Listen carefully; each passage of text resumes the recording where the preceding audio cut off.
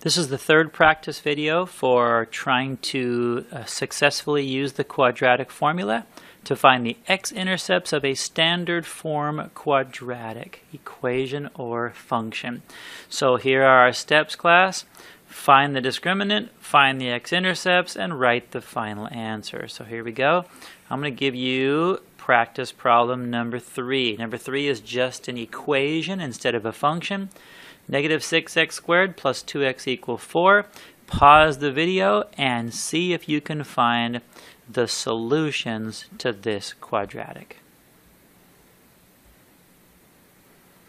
Alright, hopefully you've given this a try. Let's go ahead and try to solve this one.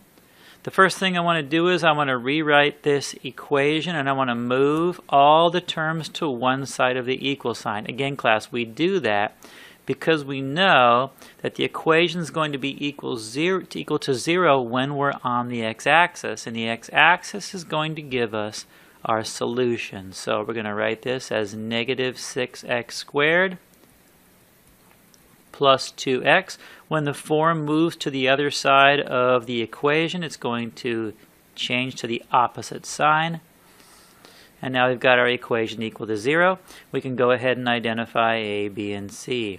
Our A value here is negative 6, B value is 2, and C value is negative 4. Again, the great power of quadratic formula is it doesn't matter what the A value is. You can use whatever you're given. Just plug it into the equation, the quadratic formula, and you will be able to find the solutions. All right, the next thing we're going to look for is our discriminant. We learned to find the discriminant first. That is b squared minus 4 times a times c. Our b value is 2 minus 4 times a, which is negative 6, times c, which is negative 4.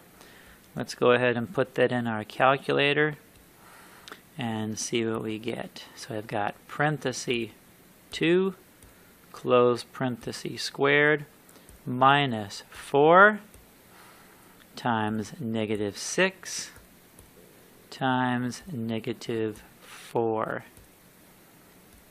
Our value is negative 92, so our discriminant here is negative 92. Alright, the next step is actually find the x-intercepts. Let's do that. We're going to use our quadratic formula now. Negative b plus or minus the square root of, and that's going to be our discriminant, which is negative 92. Now, some of you might have stopped your work right here and said, oh, I already know there are going to be no real solutions because I know you can't take a square root of a negative number. But hold on, because we're going to deal with this by using what's called an imaginary number, and then in the next videos you'll see how that will help us to still write solutions to these problems. So it's going to be negative b plus or minus the square root of negative 92 divided by 2 times a. Our b value is 2, so negative 2 plus or minus the square root of negative 92 divided by 2 times a, which is negative 6. So our x-intercepts, if we simplify this, are negative 2 plus or minus the square root of negative 92 divided by negative 12. Third step in using the quadratic formula is find our solutions, find our final solutions. So here we go. We're going to write this down. We've got x is equal to either negative 2 plus the square root of negative 92 divided by negative 12, or negative 2 minus the square root of negative 92 divided by negative 12. Now, if you try to put either of these in your calculator to get your answer, it's going to give you an error message because you cannot take the square root of a negative number. But the way we're going to solve this or write this out, class, is we're going to use this thing called an imaginary number.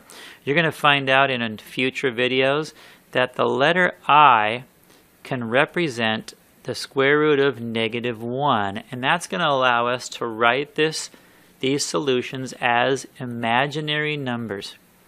So we're going to write our final solutions. X equal either -2 plus, and watch what I'm going to do.